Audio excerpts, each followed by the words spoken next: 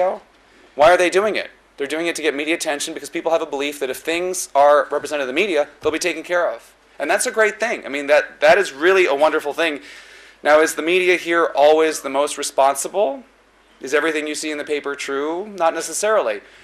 But that's something that you as the consumers and you as the future journalists need to take care of. You know, bear in mind media ethics, bear in mind, you know, the principle of the greater good.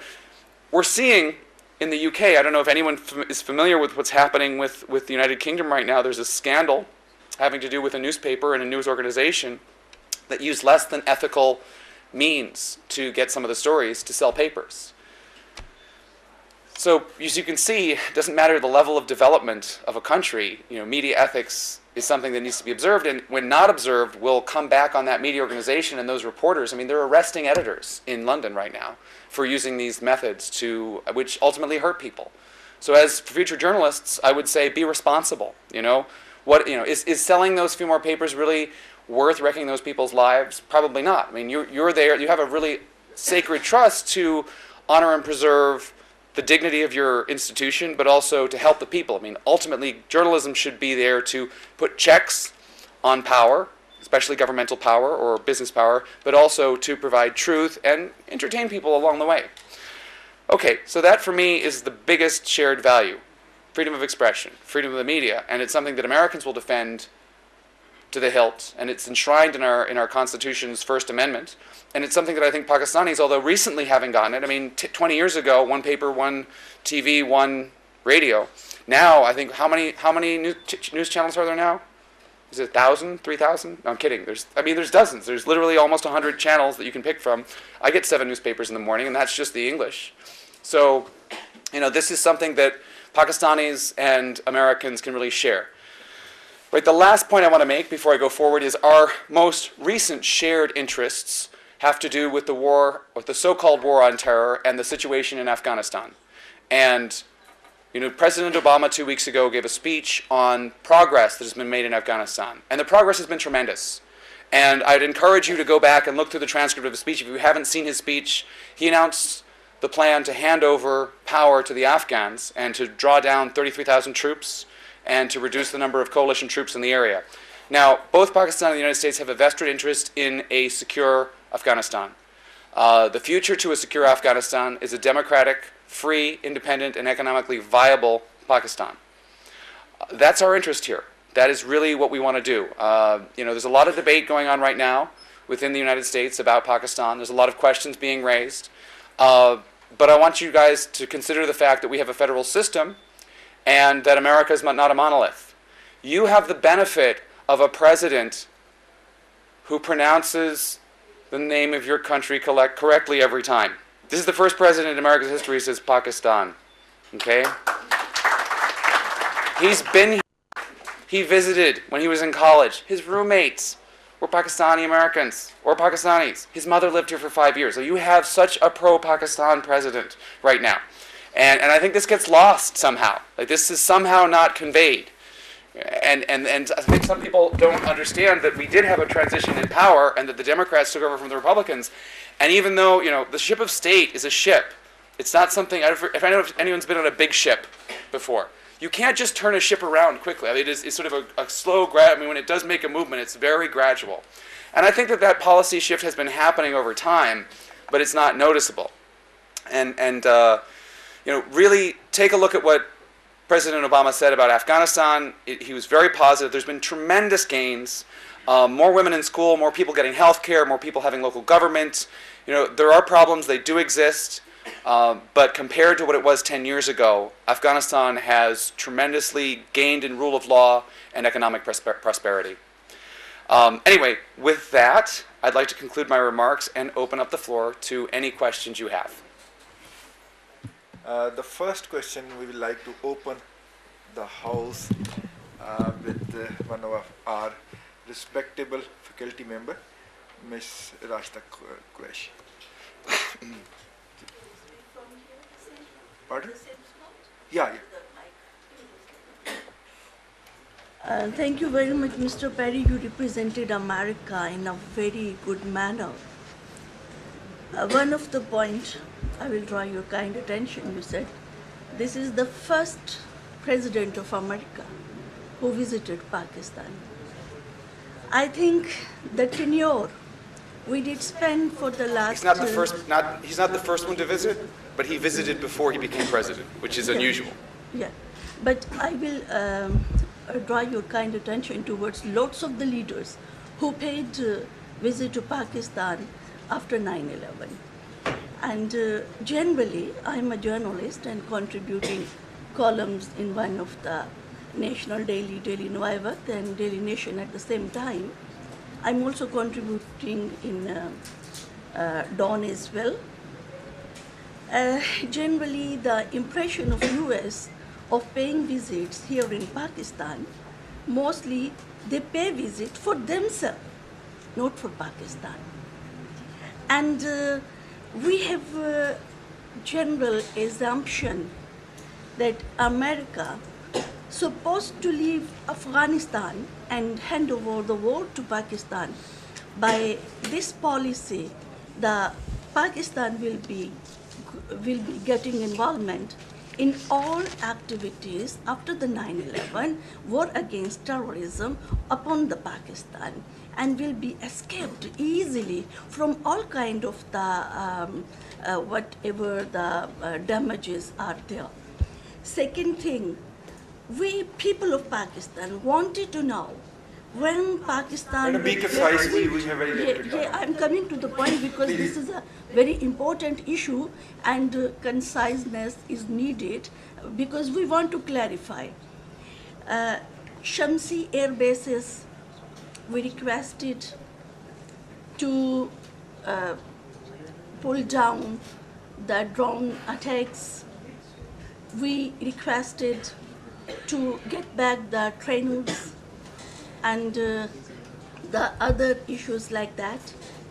As a result, your debts of 80 crore had been drawn down. And this relationship has broken all kind of the trust of the Pakistani public on US on the issue. So what are your comments on this? Madam, should we take another question? No, it's fine. So there's no real question there. It's just a statement. And what do I think of your statement? Okay. All right. Well, again, I encourage you to take a look when it comes to the Afghan situation, what President Obama said 2 weeks ago. I can't really add anything to that. And he addresses some of your issues there. Now, on your other questions that were military or intelligence-based, I work for the State Department. So I want to talk about the political relationship, but I don't have anything really to say about the military or intelligence relationship. It's outside of my area. It's outside of my area of expertise, and I'm sorry, but it's not something that I can really give you opinions about. That's not what I do. I'm a diplomat. But I'm a journalist. So, Mr. Ahmed Fareed? Yes. Okay. Thank you. Very quickly, sir. You said probably at the start, and you mentioned this about 5 to 6 times, media spreading negative information, I believe is what you said. It's not profitable is what you said, yeah? There and thereabouts. Does negative information necessarily mean false information? If you can clarify, or are you talking about it being misleading information? And then when you say not profitable, profitable for whom? If you can please clarify that for me politically. Yeah? And then you talk about we having, where do you go? Great occasions, such as Jacqueline Kennedy visiting us, don't know what benefit it gave us. Nixon coming down here, that's a person in 1971 who refused us aid when we were fighting India. If my history is fuzzy, you can just let me know. And then you talk about media and Fox News, when you talk about Responsible having and Bill O'Reilly having the largest coverage in America. And then you compare a tabloid, News of the World, that has no likeness in Pakistan. So if you can just give me a relationship. You talk about responsible journalism. How many questions are you asking? That's what you said. I haven't got to my question yet. That's what you said. I'm just trying to number them. So. No, I'm coming to my question. Okay. My question is, Last. yes, fine. My question is, all the things that you have stated, do you honestly believe them to be accurate? Well, I think you're taking some of my words out of context, and I didn't ever mention Fox News, ever. Never said those words. No, you said media. I said media, but media doesn't mean Fox News, necessarily. I don't know if you ever watched Fox on television. It's highly entertaining, but most Americans consider it to be political commentary and not reliable news. It is the United States. It's a new thing, and it used to be the U.S. had 3 news channels: ABC, CBS, NBC. That was it, and they strove for objectivity. Allegedly, that was the standard, and you could watch the same news on all 3 channels. And it's only recently you've seen the politicization of news in America, where MSNBC is more of a liberal channel, and Fox is more of a conservative channel, and CNN still tries to be neutral but tends to be more liberal. So that's kind of a new development.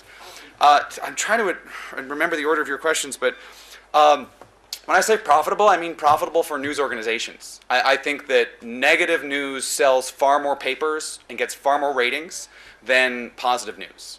You always have that positive story at the end of an American newscast is different than a Pakistani newscast. There's always that positive, upbeat story that ends the newscast, but in the United States, especially in the television industry, they tend to say, if it bleeds, it leads. It's the first thing that, is there a story that has blood in it, then that's what we're going to run first. And it's nothing to do with politics. It's everything to do with ratings and the finances of media.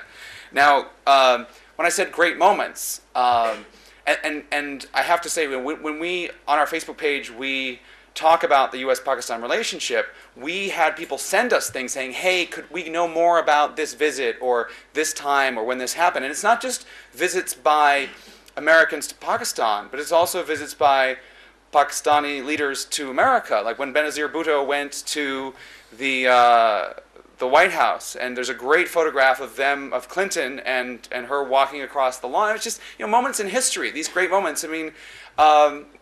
The business of diplomacy, so much of it relies on personal relationships, and does someone connect? And I have a great photo that I haven't put up for. I have a great photo of Nawaz Sharif with George W. Bush, but I can't use it. I can't use it at all because he has no hair. So I can't publish that, but it happened. It was there. There it is. But they had a great personal relationship, George W. Bush and Nawaz Sharif, and I think the Kennedys and the Ayub Khans. Like, if you look at them, there they are at Monticello, at Jefferson's house, in black tie, having a great. So those are the kinds of things that make a relationship. One of the reasons why the UK and the US had our relationship was distant at certain points. Thatcher and Reagan got along very famously. Blair and George W. Bush got along very, very well as well. And so much, I get to be the guy standing just off to the side of all of this and see some of these things. And you can tell when leaders get along and they don't get along. And that really changes the course of human events. And so when I say great moments, moments when there was that connection. And also, I think a connection to people. I talked about Barack Obama. When I say he visited Pakistan, he's never been here as his capacity of president. But when he was a student, I think just in graduate school, he came and was in Karachi for 3 weeks. And that's the kind of thing that leaves you an impression of a country. And he's the biggest, he has worked with his legislative allies, Lugar, Berman, and Kerry, who is also a great advocate of Pakistan. Same with Clinton. I've been in meetings with her. She speaks up for Pakistan against voices that would be negative within our legislative assemblies and within other parts of our government. You have a very pro-Pakistan team. And I know that doesn't seem to translate itself in the media, but it really, I think, having been a diplomat for the last decade, I haven't seen it this level of knowledge even in other administrations. So I discredit, but all things are relative. All things are relative, and so it's a period of relativity. Have I answered all of your questions, or have I addressed most of your concerns? Okay, all right, good. Thank you, sir, and I do hope that you will not use our pictures even because of the same problem of Nawaz Sharif. So there is a student over there, please. Which class, beta? MBA, okay. Why a mapping show that Muslims are terrorists while Israel and India were killing innocent people in Kashmir and Palestine? And before 9/11, America supported Taliban. That's okay. So two questions: why are Muslims terrorists? And what was it about the United States supporting Why Israel not and India? Taliban? Okay. All right. I'm glad you talked about Muslims being terrorists, because this is a problem I encounter all the time. Terrorism, by definition, is not related to any one faith, creed, religion, ethnicity, nationality, handedness, you name it. Okay? Who invented terrorism? The French. Terrorisme was the Robespierre tactic by which he overthrew the French monarchy. And it is a tactic used by an internal political minority to gain ascendance over a political majority by the use of random violence. This is where terrorism comes from. Feel free to look it up. Terrorism comes from France. Now, the IRA, the Irish Republican Army, is by definition a terrorist organization. During the 60s and 70s, there was a German group called the Red Army Faction, which blew up German installations and attacked Western targets. These were communists who were by definition a terrorist organization. If you go to Colombia, you will find the FARC, who are Spanish and Christian, and terrorists by definition. There is no monopoly on terrorism. Muslims are not by definition terrorism, nor do I believe or have experienced that anyone in my government believes so. I serve proudly with Muslims who are fellow diplomats and fellow Americans. I don't think we can